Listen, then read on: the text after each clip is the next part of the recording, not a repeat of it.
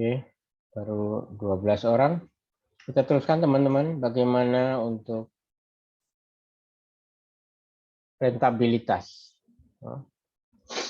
Jadi rentabilitas itu apa pengertiannya ya? Rentabilitas itu adalah kemampuan perusahaan untuk memperoleh keuntungan. Ya, kemampuan perusahaan untuk memperoleh keuntungan. Dan ini sering dijadikan sebagai alat bagi calon investor ya untuk menanamkan modalnya. Semakin besar rasio keuntungan ini, semakin besar juga minat mereka untuk berinvestasi di perusahaan ini. Ya, rasio keuntungan juga bisa dijadikan tolak ukur bagi negara, dalam hal ini aparat pajak ya. Semakin tinggi rentabilitas, maka semakin senang negara. Kenapa? Karena pajaknya juga akan diperoleh dengan angka yang cukup fantastis. Kalau perusahaan di Indonesia semuanya rugi, negara juga susah. Itu ya teman-teman. Jadi kalau perusahaan semua pada untung, negara juga senang.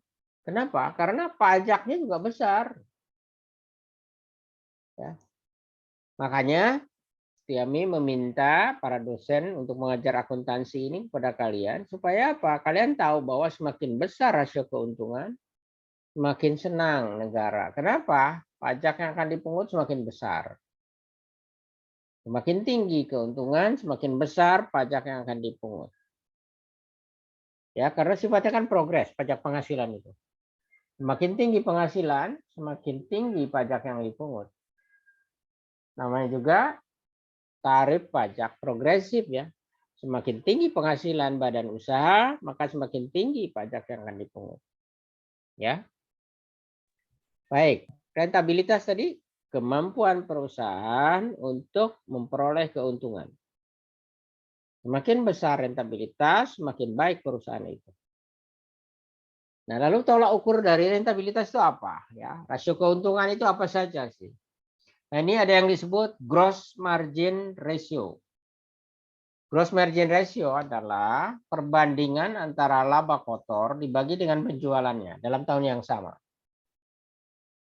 Jadi gross margin ratio adalah ya, laba kotor pada tahun 2016 dibagi penjualan 2016. Itu ya. Nah, untuk rentabilitas gross margin ratio tahun 2016 42,73%. Semakin tinggi gross margin, makin baik. Ya. Begitu juga untuk 2017, naik jadi 54%. Laba kotor 2017 dibanding penjualan 2017 hasilnya 54%. Artinya apa? Gross margin ini menentukan berapa kemungkinan akan diperoleh laba yang lebih besar di tahun berikutnya. Kenapa? Kita lihat nanti. Semakin besar gross margin, maka biasanya keuntungan yang lain termasuk dari laba bersih dibagi penjualan semakin besar juga. Itu tolak ukur yang pertama. Tolak ukur yang pertama adalah gross margin ratio, laba kotor dibagi penjualan. Lalu tolak ukur yang kedua adalah operating margin ratio. Operating margin ratio rumusnya adalah laba usaha dibagi penjualan. Ya. Operating margin ratio adalah laba usaha dibagi penjualan. Untuk tahun 2016 adalah 20,91%. 2017 adalah 37,41%. Ini artinya apa? 2017 kinerjanya lebih baik dibanding 2016. Kenapa? Karena penghasilan dari operating margin ratio meningkat dari 20,91 ke 37,41. Berarti meningkat kurang lebih 17%. Itu prestasi yang luar biasa ya teman-teman. Ya. 20,1 naik menjadi 37,41. Berikutnya, tolak ukur rasio keuntungan atau rentabilitas adalah net margin ratio. Ya. Net margin ratio adalah laba bersih dikurangi pajak dibagi penjualan. Untuk tahun 2016, silakan nanti dihitung sendiri ya. 2016 net margin ratio-nya adalah 16%. Sementara 2017 27,61%. Oke. Ada wadah tipis enggak? Kan itu dimasukin ke wadah, masukin ke kulkas. Iya, kelihatan kamu.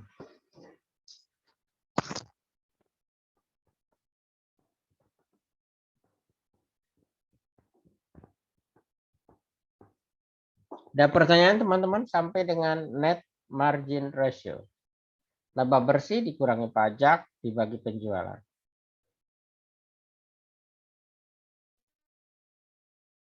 Ini masih rasio laporan, satu laporan ya, rasio laba rugi. Jadi kalau orang pintar ngomong profit marginnya berapa? Kira-kira yang mana ya?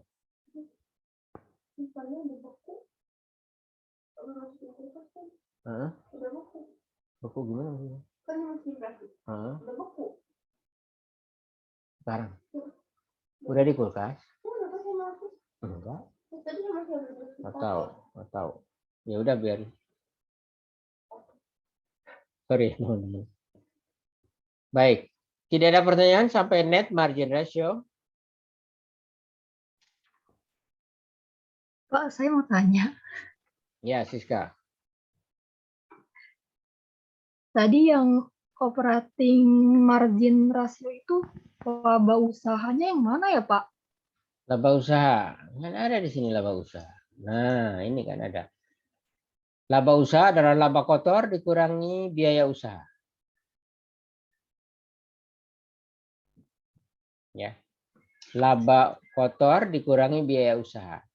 Nah, di sini tidak ada laba, ya, tidak ada pendapatan dan biaya di luar usaha ini.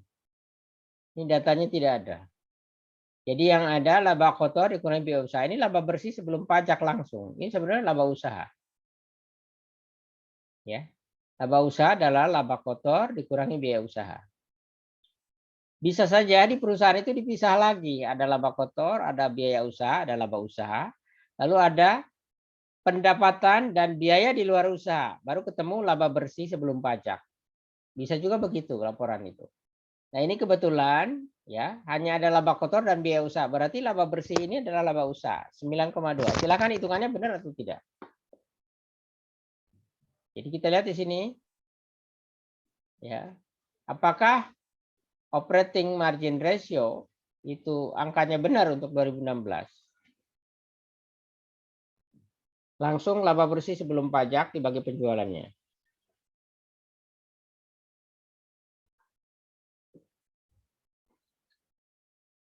Bisa benar? Siska. Lagi dihitung, Pak. Oh, lagi dihitung. Sok dihitung dulu.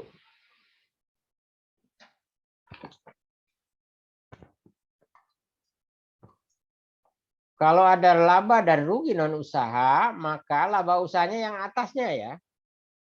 Berarti laba kotor dikurangi biaya usaha. Itu laba usaha. Ya. Ya, Pak, benar. Benar ya. Berarti laba usaha dibagi penjualan adalah 2016 20,91, 2017 37,41.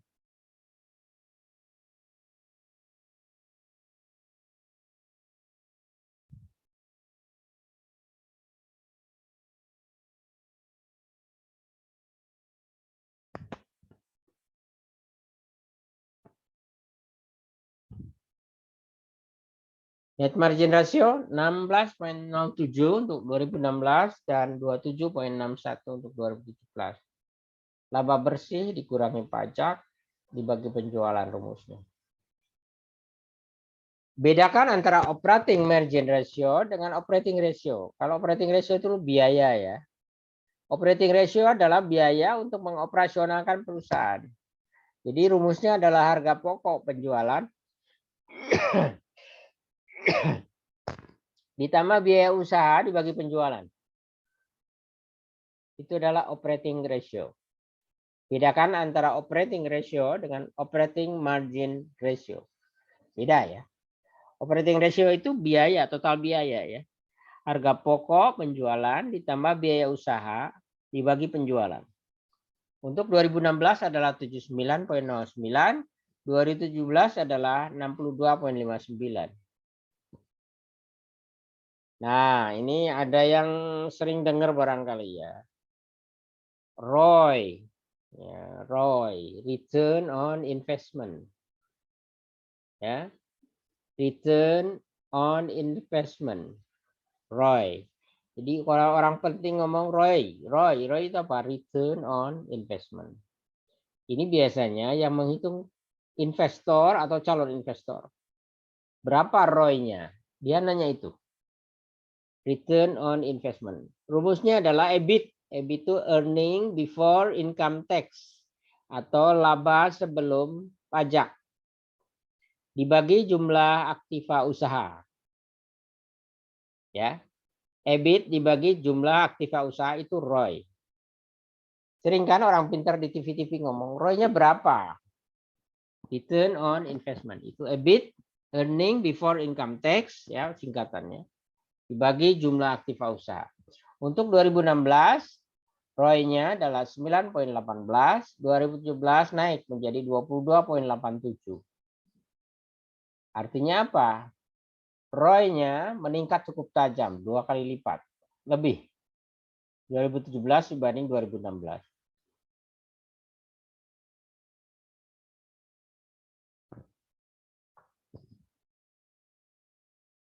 Silakan angka-angkanya dicek dan dihitung sendiri. Lalu ada net ROI. Ya. Net ROI adalah EAT dibagi jumlah aktiva usaha. Maksudnya apa EAT? Earning after tax. Laba setelah pajak dibagi jumlah aktiva usaha. Jumlah aktiva usaha adalah biasanya jumlah aset ya atau jumlah aktiva. Berarti jumlah aktiva yang digunakan untuk berusaha. Masing-masing tahun berbeda ya. Aset tahun 2016 berbeda dengan aset tahun 2017. Jumlah aktiva usaha.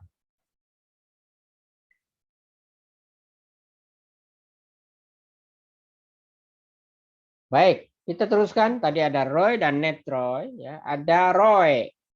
ROE ya, return on equity. Return on equity. ROE. Kalau tadi ROI, ROI. Nah, ini ROE, return on equity. Orang sering juga menyebut rentabilitas modal sendiri. Nah, ini dihitung dengan cara menghitung EAT dibagi modal sendiri. EAT adalah laba setelah pajak. Modal sendiri adalah jumlah modal sendiri pada tahun tersebut. Modal sendiri adalah modal saham ditambah agio saham dikurangi disagio saham kalau ada ditambah laba yang ditahan. Itu adalah modal sendiri. Silakan di neraca angkanya ada, EAT-nya di laporan raga lobby juga ada angkanya. Jadi RM atau rentabilitas modal atau ROE, return on equity, itu sama pengertiannya, rentabilitas modal sendiri. Rumusnya laba bersih setelah pajak dikurangi modal. Maaf, dibagi modal sendiri. Tahun 2016 adalah 10,39, sementara tahun 2017 naik menjadi 23,4.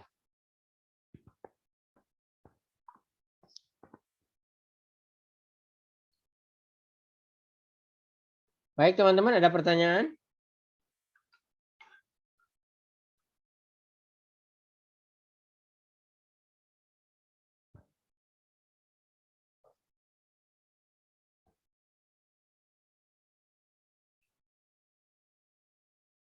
Silakan dicerna.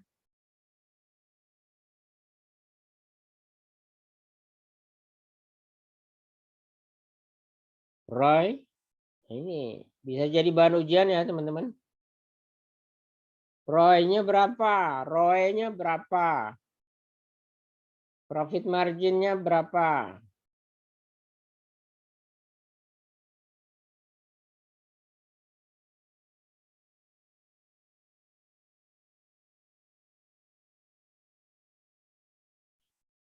Ya, profit margin itu biasanya yang bersih ya. Kalau mau yang bersih, ya, berarti harus dikurangi pajak. Laba bersih setelah pajak dibagi penjualan. Ya, profit margin yang betul-betul bersih. Ya.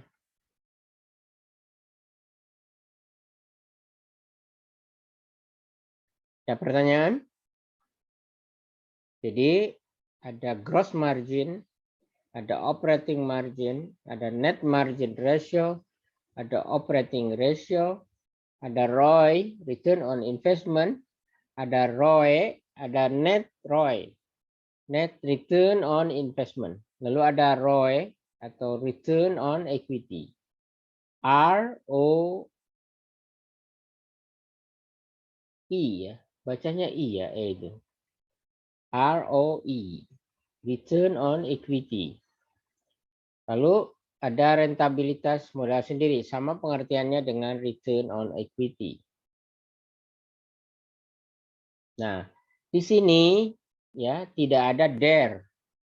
Kenapa? Karena itu hanya perbandingan antara modal asing dengan modal sendiri. Debt to equity ratio, total hutang dibagi modal sendiri. Kenapa tidak dicantumkan? Ya kalau kalian mau hitung silahkan. DER-nya berapa? Karena DER juga kalau untuk perbankan itu cukup signifikan ya. Cukup berpengaruh. Tapi kalau untuk perusahaan yang lain, DER itu kan hanya menunjukkan bahwa perusahaan itu membiayai aktifanya menggunakan apa saja. Apakah menggunakan hutang atau menggunakan modal saham. Ya, dua-duanya ada plus minusnya. Kalau kita menggunakan hutang harus ada bunga yang harus dibayar. Kalau kita menggunakan modal saham harus ada dividen yang harus dibayar juga. Tinggal berapa kepentingan pemegang saham dan berapa kepentingan kreditur. Ya, berbeda antara kreditur dengan pemegang saham itu. Kalau orientasi dari kreditur adalah mencari bunga. Tapi kalau orientasi dari pemegang saham adalah mencari dividen. Ya.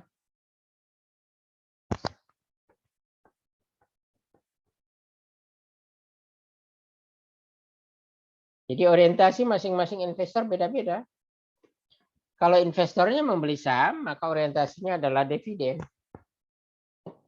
Kalau perusahaannya tidak untung, maka dividen biasanya tidak ada. Ya. Tapi kalau kreditur, orientasinya adalah bunga, bodo amat. Mau untung, mau rugi, pokoknya saya dapat bunga sekian dari uang yang saya tanamkan, gitu. Itu namanya kreditur. Tapi kalau debitur, kalau pemegang saham atau owners equity, maka dia harus menghitung-hitung. Berapa sih dividen yang akan saya dapatkan kalau saya menjadi pemegang saham? Apakah kemungkinannya akan menguntungkan atau justru makin merugikan? Ya, ini juga harus ditimbang-timbang. Ya. Baik, ada pertanyaan tentang rentabilitas? Saya tidak menyertakan solvabilitas ya. Jadi kalau tadi likuiditas, kemampuan perusahaan untuk membayar hutang jangka pendeknya tepat waktu. Kalau rentabilitas adalah kemampuan perusahaan untuk memperoleh keuntungan, ya. Lalu ada lagi solvabilitas, ya. Solvabilitas. Solvabilitas adalah kemampuan perusahaan untuk membayar hutang jangka panjangnya, ya, atau perimbangan antara hutang jangka panjang dengan modal sendiri, atau perimbangan antara hutang jangka panjang dengan aktiva. Ya, ada DER, ada debt to equity, ada long term debt to equity, ada long term debt to total asset. Itu rasio-rasio yang bisa kalian hitung sebetulnya. Cuma dari segi perpajakan kaitannya dengan keuntungan, kaitannya dengan kemampuan membayar hutang, itu lebih ke arah kemungkinan bagaimana negara akan menagih pajak bagi para badan usaha ini. Jadi kalian yang utama harus paham ini minimal. Kalau mau ngitung yang lain, misalnya menghitung DER, ya, ada total debt to equity, ada total debt to total asset, ada total long term debt atau utang jangka panjang dibandingkan dengan modal sendiri, atau juga long term debt to asset atau to total asset. Ya, itu untuk menentukan solvabilitas. Lalu kalau perusahaan itu kemampuan memperoleh keuntungannya kecil, ya berarti rentabilitasnya kecil, ya. Atau justru malah tidak menghasilkan keuntungan. Nah, perusahaan yang tidak menghasilkan keuntungan ya ditutup saja. Ngapain diteruskan? Ya, lebih baik uang disimpan dalam bentuk deposito. Lalu kalau kemampuan perusahaan membayar hutang jangka pendeknya tepat waktu atau likuiditas, itu kalau tidak punya kemampuan namanya illiquid. Ya, illiquid berarti perusahaan itu tidak mempunyai kemampuan membayar hutang jangka pendek tepat pada waktunya. Lalu ada insolvable atau irrentabilitas. Tidak mempunyai kemampuan untuk menghasilkan keuntungan. Ya, berarti semakin kecil keuntungannya, bahkan nol atau malah defisit atau loss. Kalau terjadi defisit atau loss, maka perusahaan ya ditinjau apakah memang masih berkeinginan untuk berkiprah atau harus melanjutkan usahanya going concern-nya atau akan berhenti. Itu pilihannya. Nah, bagi negara itu penting ya. Kalau rentabilitasnya sudah semakin rendah, lalu rentabilitas likuiditasnya juga semakin rendah, harus cepat-cepat ditagih. Karena kalau punya utang kepada negara atas nama hutang pajak, kalau tidak cepat ditagih, ya perusahaan yang illiquid akan susah membayar. Jadi itu kepentingannya. Oke, ada pertanyaan teman-teman?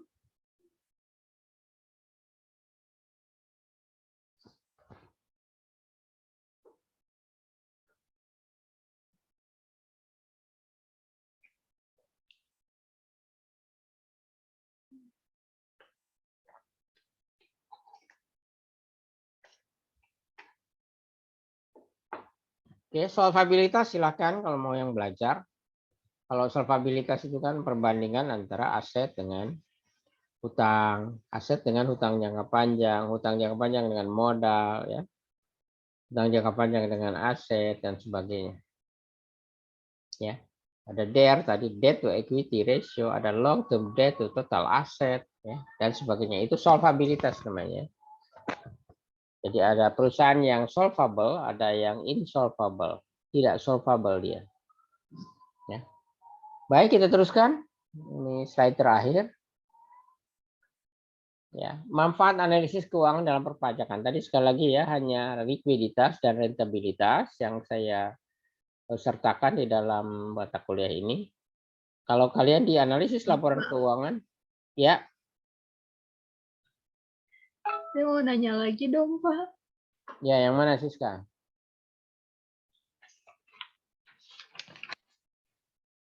Yang jumlah aktiva usahanya itu yang mana ya, Pak? Ya, ini total aset. Nih. 100.220. Kalau ini 110, 403 dan seterusnya. Ini aktiva usaha namanya. Oh, berarti 7072 dibagi 120, Pak. Yang mana? Yang cara ngitung net ROI. Net ROI. Ya, berarti EAT. Ya, EAT-nya berapa? 7072 ya kan, Pak? 7072 ya. Terus aktiva usahanya Yang 100 100 miliar. ya. 220. Ya, hasilnya benar nggak? Net 7, ROI-nya Pak. 7,06.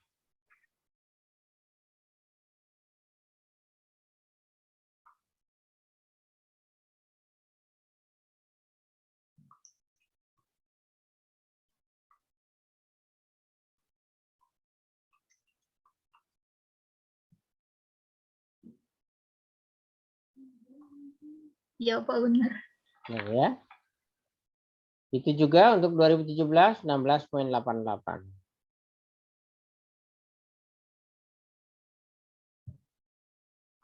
Ya, Pak, makasih.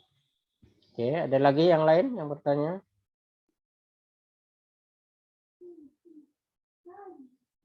Lalu manfaat analisis keuangan dalam perpajakan ya. Sekali lagi tadi negara berkepentingan pertama untuk mengetahui rentabilitas ya. Semakin tinggi rentabilitas suatu perusahaan, negara semakin senang. Kenapa? Karena pajak yang akan dipungut juga semakin besar. Ya. Itu ya yang utamanya. Ya. Likuiditas juga negara akan sangat senang kalau likuiditasnya semakin tinggi. Berarti kalau ditagih hutang pajak, ya wajib pajaknya akan membayar. Tapi kalau likuiditasnya rendah, wah susah. Ya. Itu dari segi kasar saja ya. Bagaimana analisis ini berpengaruh terhadap perpajakan. Jadi yang pertama, manfaat analisis adalah dari segi fiskus dapat mengetahui kemampuan membayar pajak yang terhutang dari wajib pajak. Jadi kalau wajib pajak punya hutang pajak, sementara likuiditasnya bagus, maka fiskus senang. Karena dia mengetahui kemampuan membayarnya. Di dalam pajak kan sering disebut dengan adanya ability to pay. Ya. Jadi kemampuan membayar itu mencerminkan kemampuan perusahaan dari segi likuiditas. Kan di dalam hutang lancar termasuk di dalamnya adalah hutang pajak. Ya, kalau likuiditasnya rendah maka boro-boro bayar hutang pajak. Ya, hutang ke karyawan atau hutang kepada supplier juga belum tentu kebayar. Itu yang pertama. Yang kedua, ya, manfaat analisis keuangan dalam perpajakan memberikan keleluasaan dalam menagih hutang pajak karena WP tersebut kelangsungan usahanya terjamin.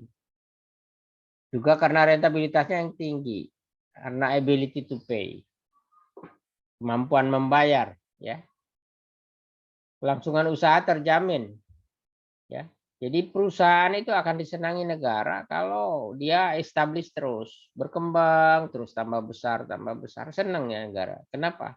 Berarti pemasukan dari pajak semakin besar. Kemampuan membayarnya, ability to pay-nya tinggi.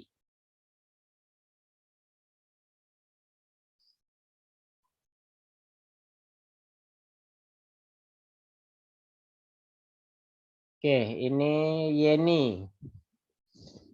Tanya mengapa ROE merupakan salah satu analisis yang penting untuk investor. Ya. Kenapa ROE? Return on equity. Kan ROE itu rumusnya tadi adalah, ya, kita lihat ROE. ROE adalah EAT dibagi modal sendiri. Artinya apa? Sebesar apa, ya, laba bersih setelah pajak dibandingkan dengan modal sendirinya. Itu kan menunjukkan semakin besar EAT-nya, maka semakin orang bergairah untuk berinvestasi. Ya, return equity-nya semakin tinggi. Coba kita lihat, 2016 10,39, sementara 2017 23,40. Ini berarti kemampuan memperoleh laba bersih setelah pajak naik 2 kali lipat lebih. 2017 23,4, 2016 10,39. Apa maksudnya? Berarti kalau orang ingin berinvestasi dengan melihat laporan keuangan 2017, maka 2018 orang tertarik untuk berinvestasi. Kenapa? Ya, pengembalian bagi orang yang membeli sahamnya itu semakin besar. 23,4% loh. Besar. Ya. Berarti ada harapan untuk berinvestasi di perusahaan ini. Kenapa? Karena EAT-nya semakin besar, perbandingannya dibanding modal sendirinya dari 10,39 naik menjadi 23,40. Pasti orang berebut untuk berinvestasi di perusahaan ini. Kenapa? Labanya demikian tinggi. Dan ini laba setelah pajak ya. Laba setelah pajak itu net ya. Net itu berarti milik pemegang saham. Berarti hak pemegang saham dari perusahaan ini semakin besar. 2016 hanya 10,39. 2017 naik menjadi 23,4. Cukup besar naiknya. Dan pasti membuat para calon investor untuk menanamkan saham di perusahaan ini. Ya, kenapa? Karena daya memperoleh labanya tinggi. Labanya adalah laba setelah pajak lagi. Demikian ya, Yeni. Berikutnya untuk yang ketiga, manfaat analisis keuangan dalam perpajakan. Pemasukan pajak ke kas negara bisa lancar dan tepat waktu. Tadi kaitan dengan likuiditas ya. Sehingga fungsi budgeter bisa berjalan efektif. Bayangkan kalau hutang pajak nggak dibayar-bayar oleh para wajib pajak. Negara mau membiayai jalan tol. Negara mau membiayai bayar karyawannya berupa ASN. Negara mau membayari para gubernur. Negara mau membayari para anggota DPR, negara mau membayari para anggota MPR yang sekarang lagi meradang ya. Akan lancar kalau pemasukan pajak ke kas negara juga lancar dan pemasukan pajak akan menjadi lancar jika likuiditas badan usahanya makin baik. Ya. Semakin baik likuiditas, maka semakin lancar pembayaran kepada kas negara. Berarti fungsi regulernya berjalan, fungsi budgetnya juga berjalan, ya fungsi anggarannya berjalan. Ya, kenapa? Karena bisa menagih hutang pajak kepada wajib pajak dengan cepat. Ya. Yang keempat, terhindar dari kemungkinan tunggakan pajak. Ini keuntungannya ya. Kenapa? Karena likuiditasnya tinggi. Ya, sehingga mengurangi resiko adanya tindak pidana perpajakan. Nah itu ya. Jadi resiko adanya tindak pidana perpajakan itu juga karena tunggakan pajak. Semakin besar tunggakan pajak, semakin malas orang bayar pajak. Dan kalau tidak ada duitnya, barulah dia ngutak-ngatik angkanya, lalu manipulasi data tentang perpajakan. Demikian teman-teman, ada pertanyaan? Itu manfaat analisis keuangan.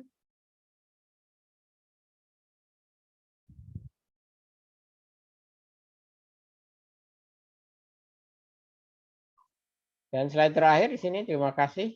Ya, silakan berlatih menghitung. Sampai jumpa Senin depan. Ada pertanyaan sebelum saya tutup, teman-teman? Waktunya tinggal 5 menit.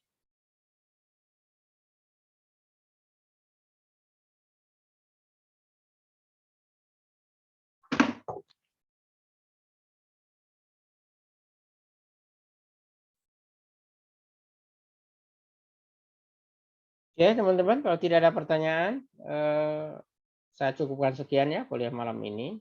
Mudah-mudahan memberikan sedikit wacana bagi teman-teman dalam rangka menambah keilmuan dari kalian semua. Mudah-mudahan apa yang saya sampaikan bermanfaat. Lebih kurang minta maaf apabila ada kekurangan. Wabillahi taufiq wal hidayah. Wassalamualaikum warahmatullahi wabarakatuh. Waalaikumsalam warahmatullahi wabarakatuh. Terima kasih ya Pak. Makasih ya, Pak. Oke, sama-sama ya. Silakan dipelajari.